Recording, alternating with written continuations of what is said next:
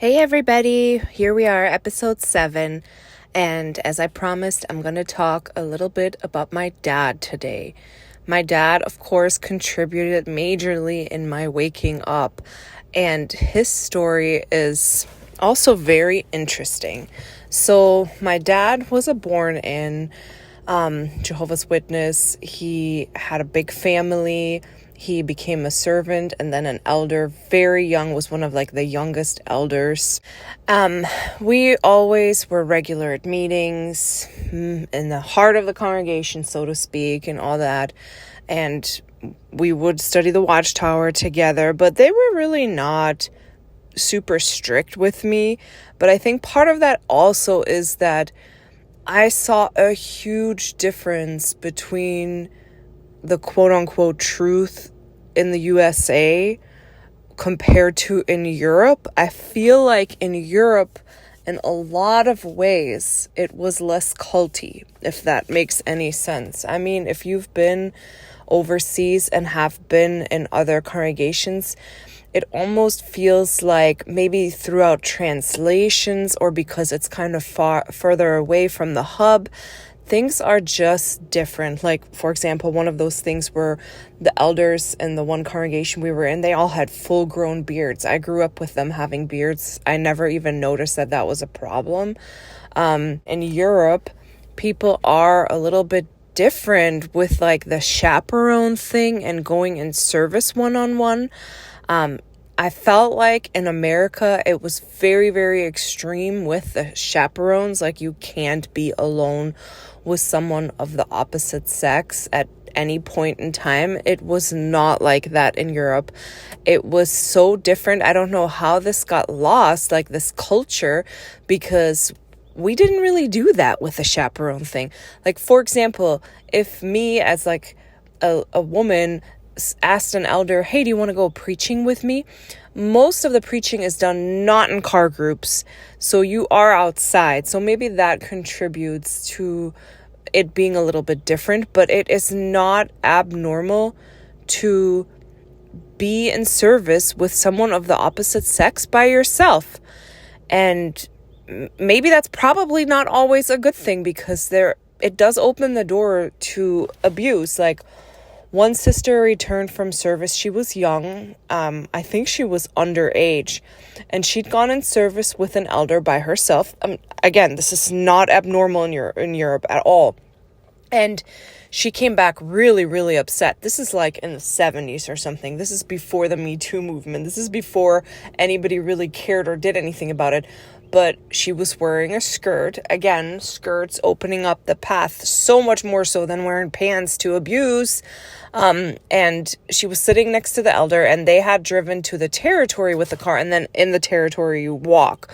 But he put his hand under her skirt, and she came back so upset. But it's not unheard of being alone with someone. So me growing up, and if I would say I wanted to go to the movies with a brother, they just did not see a problem with that. I mean, I would go on the motorbike with a brother, and we would go hang out. It wasn't a problem. It's probably a little bit of both, it being more lax in Europe, but also probably because my parents were pretty cool.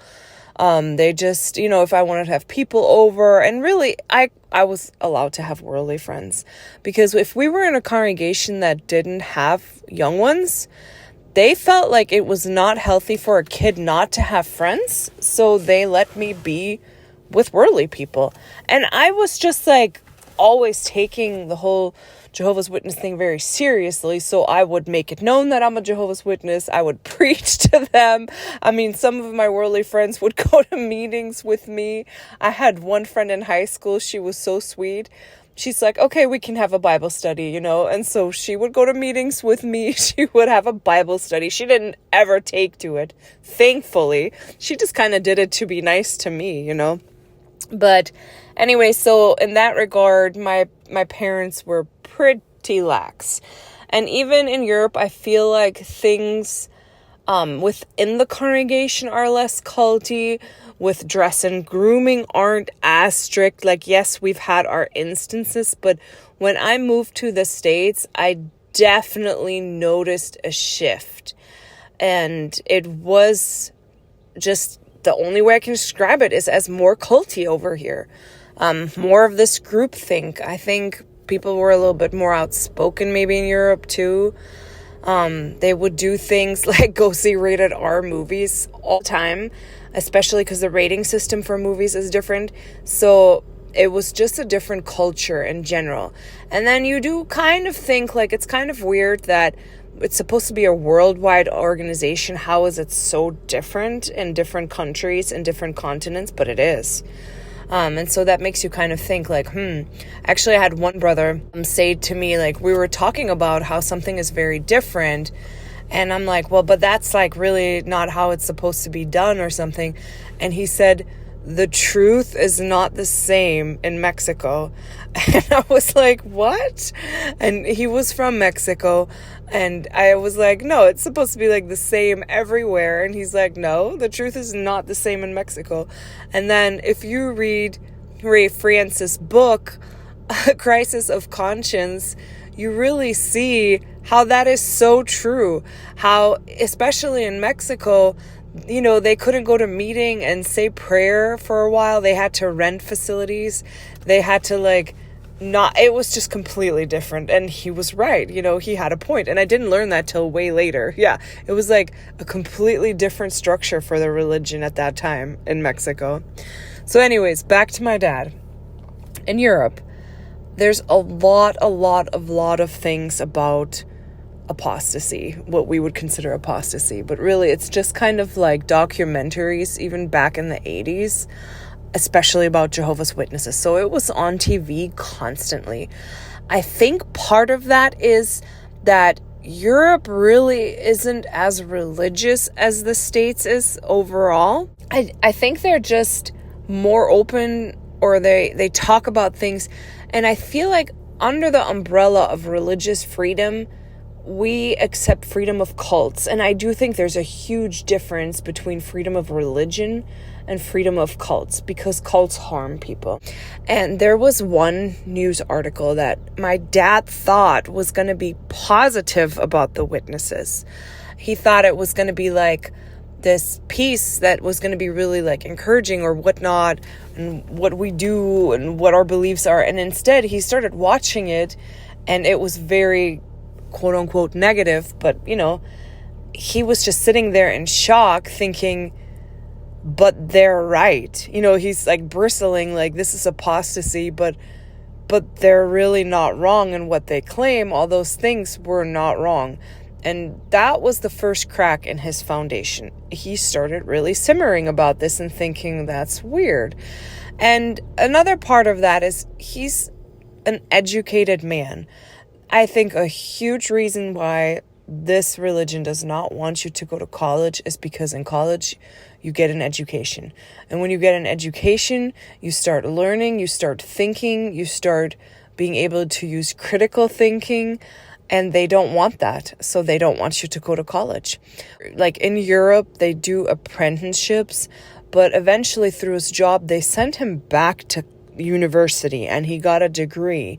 And so I think all those things, when you start being exposed to education and learning and all that, also contributed. And then one day they were at dinner with a family that they were friends with who was newly converted. They had just come into the organization. So it was this couple, my dad and my stepmom, and then it was an elder and his wife that my dad has known like his whole life, basically. And they started talking about 1975. 1975 was never a big secret in our household. We all knew it happened.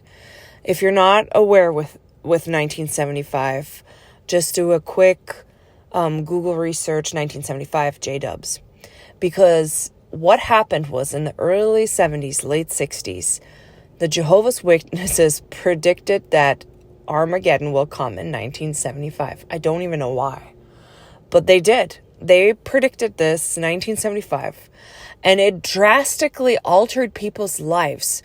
The people who really truly believed 1975 was going to come and the end was going to come, they sold their houses. They made debts. They did all these foolish things because they really thought like the end was coming. They didn't plan for the future. They were pulled out of school. I mean, all these things. And luckily, my dad's mom said, no, you're not going to quit school and pioneer, which he wanted to do because he was so motivated by this 1975 thing. And my grandma's like, no, you're going to go. You're going to go and learn a trade. And she was right, because now my dad's retired. So that never happened. And thankfully to grandma, he had a really good job, So anyways, they're all sitting at dinner. And my dad starts talking about 1975, or like the group, whoever started, I do not know. And this newly recruited couple were like, no way did that happen. Like, no way. They could just not believe it. And my dad said, yeah, of course. Like, that was the whole thing. Everybody prepared for 1975. Like, Kingdom Ministries were about 1975. Conventions, talks, everything. It was a huge hype. And then nothing happened. And this family could just not believe it. They just couldn't. And so my dad looked at the elder, who he's known pretty much his whole life. And he said, right, brother elder? Remember, like 1975, like back me up here. You were there, like remember? And my dad said this moment was so bizarre and eye-opening because it was almost like the elder turned into a robot and as if, like his neck was going to crack and he was like, click, click, click, click, malfunction, all the buttons are beeping. And then he took a minute and then he said, no, it's not true. It didn't happen. And my dad was so mad. And he thought, why would he do that? Like, of course it happened. We were all there. It was a huge hype. And then the hesitation of the elder to even answer it, but he didn't want to like throw shade on the organization to the newly converted couple. And so he decided to lie. And he made my dad look like he was lying. And my dad was so mad about this. He's like, why would this guy lie about it? And so that kind of started stewing in him. Like, why would he lie? And then he probably started thinking like, well, there must be a reason why he lied because he doesn't want it to be true. And he just started on his path of waking up then. He eventually purchased Crisis of Conscience, but he found a copy of the book and he hid it in the bottom of his trash can in his office and would read it a little bit. And eventually he completely started waking up all alone because his wife is a Jehovah's Witness. She's not a born-in though. She didn't join until like maybe her 30s. So she's always been really chill with this. Like she believes in Jehovah, the Bible. She believes that you need to go to meetings, but she's really open-minded. If, like the governing body, I don't think that she really believes the governing body is appointed by God. Like she doesn't really like what's happening with them. And so it's funny to see because she is so chill and relaxed. Like other people would freak out if their spouse would be an apostate, and she does not really mind. She supports him because she always says we have religious freedom. And she was always like this because if there was a kid from Witnesses that was disfellowshipped or was kicked out, she did not like that. And she felt like, well, they have religious freedom and they get to choose. So I don't even really remember her really shunning people. She would talk to them. She would be like, hi, how are you doing? Like treats them like a human. and so it's kind of funny to watch because if only all Witnesses would be like this would be so much easier. And she respects my dad for having left. She's not freaking out about it. I'm sure it hurts because like you went to meetings together as a couple. And so that part is probably really hard, but she supports him, but he in turn supports her as well because they're mutually respectful of each other and their religious choices. And that's how it should be when we have religious freedom. And here's my favorite story. It just cracks me up so much. So my dad, over the years, he's been out like over a decade. And he started being really active in the XJW movement in Europe and helping people cope, helping people wake up. He's just like, so he wanted to go to his first XJW meetup, which wasn't really close to them. Also, the cult takes a toll on people's health. And I really think that my dad's health problems have so much to do with the cult and all the stress. The added stress that we have from being in a cult, from waking up, all this is so stressful. As a matter of fact, there is a study, I will try to link it, that says that women who are Jehovah's Witnesses are so much more likely to have an autoimmune disease than other groups. And really think about that, because I've known so many people with autoimmune diseases inside the Jehovah's Witnesses or health problems in general. And it makes total sense because of all this stress, the cognitive dissonance, the double talk, the constant criticism, the paranoia, the even being afraid of being counseled all the time, all that. So he has had some health issues, and my stepmom helps him drive to places. So this XJW meetup was kind of far away, and they were going to make a weekend out of it and stay in a hotel, and she was going to drive him there, which is really nice. And so they drove to the hotel together, and when they got there, the meetup was going to be at night, and my dad did not feel good at all, which is very disappointing. He was so excited to go.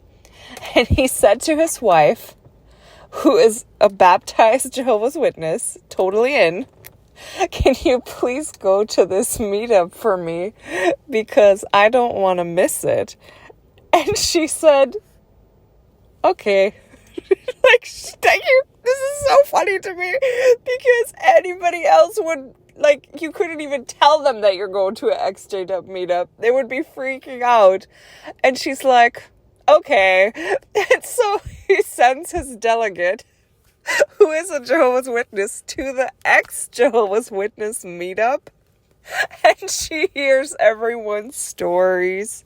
She's sitting and she's friendly to everyone, and everyone's friendly to her. She made friends there, and she invited people to her house and offered them hospitality. And honestly, I really do think that's kind of like how Jesus would be, because he was just nice to people, especially when they've had been through so much stuff. And so the story just cracks me up so much, because that's so cool. That is so cool.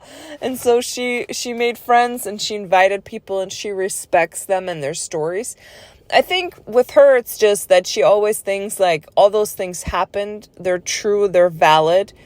But it's still the truth, the religion part. I think that she actually is able to separate organization from Jehovah, which, a lot of us struggle with when we wake up. And so kudos. So my dad, he'd been out initially, everyone else in. And you have to be so careful at balancing this, because if you say too much, you will be shunned. But at the same time, you do feel like I gotta get them out, and it's such a high control group that we know all the nuances when someone is getting spiritually weak, so to speak. We know, I don't think he's going to meetings. Oh, and even cults have a language they speak. And the reason they change words all the time is to make sure that you're staying on top of things. So when they change the word, presiding overseer to, the elder coordinator, then if you're regular at meetings, you know the new word. And then everyone can hear right away, oh yeah, they're current, they're still active, they're spiritually strong. Because really, does it really say you're spiritually strong if you know a new word or a new title? That is such baloney. That is such culty language. And so they do this. And so if someone hasn't been at a meeting, immediately, so look he still has that old Bible. And he doesn't even know it's now called the regional convention, not the district convention. They change everything. It's so stupid. but it's a cult method. It's a cult language. And also it makes you feel strong in your inner circle. And people from the outside, when they come and join, they don't even understand the language we're speaking. I'm sure a lot of people who are listening to this who are not Jehovah's Witnesses, a lot of the terms we use are going to be so bizarre. Like, what is this? Because every cult has this. Every cult has this language and buzzwords. And I have to say something here, that when I read Prince Harry's book, this rings so familiar to me, because how the monarchy is structured and you're born into it, you know the language, the behavior, you know how you're expected to act and the words you're expected to use. And someone who was not born into it, it's almost impossible to learn, because he talked about his wife, Meghan Markle, an American, visiting the Queen, which is his grandma. And really, at the end of the day, she is a person. They're all people too. It's just that they're born into this land of structure and rules and elite and all this. But it's really just, it's made up. It's just this thing that was made up. And he brought his wife over, and he was brittling because she was doing everything wrong. And, even the way she curtsies was wrong. How she ate was wrong. And he noticed all these little nuances that she was doing wrong because she's an American. And then he realized there's no way she can ever even learn all these little things, like these etiquettes, these rules, because it's impossible. And I will say this, I think that if you're born in Jehovah's Witnesses, the fine details, it's almost impossible to ever learn all of them if you're joining at a later date. And that is, for a purpose. It's because they want to keep people in. They make you feel special for being in the inner circle. And they want to make people feel like you're part of this. And it also makes you different from the world, so that you can't really integrate into the outside world, which I'm sure Prince Harry feels like that too now that he's kind of left the monarchy. It's hard for him to integrate into the outside world because it's kind of part of who he is and how he was raised. But kudos for him for breaking free and choosing for him to at least have his children be raised and not be a part of this, for them to be free. Because here's another thing that he talked about in his book. William was not allowed to wear what he wanted to wear to his wedding. And he wasn't allowed to wear a beard to his wedding. And he was very upset, but it's because he was going to be the future king. By the time that Harry got married, Harry wanted to wear a beard. And the queen said that's fine, because really, basically, he's the spare. He's not going to be the king. So he could wear a beard. And this beard thing, and it rings so true, like with us who had this whole beard thing in the organization of Jehovah's Witnesses. William was just furious. He kept saying, you need to shave. I'm going to shave you. And it's so culty to me to recognize, this guy, a grown man, has to shave, but also a grown man, William, who doesn't get to decide what he wears on his wedding day, that he wants to have a beard on his wedding day. That is a cult for you too, when a grown man can't decide these things for himself. And it's just, Harry's kids get to be free. Our kids get to be free, but we are still so affected by this. And I think that my children will still be affected by this, but finally their children will be able to be truly, truly free with hopefully not much effect of this cult. Because it just sucks that it does this to people. Yes, we were out early enough, but it will still have an effect on us. And with the whole monarchy thing, it breaks my heart for William's kids who are raised into this, where they can't behave like kids. If they want to get this crazy wild hairdo or dye their hair blue, they're not allowed to. Why? Why? Because it just is so culty how they're being raised. It's such behavior control. It's not normal. It just is heartbreaking. My heart goes out to all the people who are stuck in it because their life can't be normal. So my dad was emailing me subtly things. And sometimes I would be like, oh yeah, but this and this. But sometimes I would just ignore it. And I have to say, it just didn't reach me. It just did not reach me, except this one picture that he sent me. And it's kind of like a pyramid scheme. The governing body on top, women and children at the way bottom. And we're basically, getting crushed at the bottom of the pyramid. And it just really shows that what an elite it is when it's from top to bottom. When really, if we're all equal, it should be not top to bottom, but kind of like horizontal, like we're all on the same length and same level, but we're not. And you see that in so many ways. You see that we're not equal. And really, at the end of the day, what I always want to ask is like, I want to say, where's the love? Like, do you really see the love? Like, this is what Jesus said, that we can, pinpoint the truth by the love that's being displayed. And I don't really see that. I see it with individuals, but I do not see it as an organization. There really is so many more stories that I could tell about my dad and how he woke up and his life as a Jehovah's Witness. And they're probably going to be peppered throughout following up next episodes. But for today, we're going to take a break here. And tomorrow we will continue with moving out, moving on, and eventually we will get into life after the cult. So hold on tight. There's a happy ending.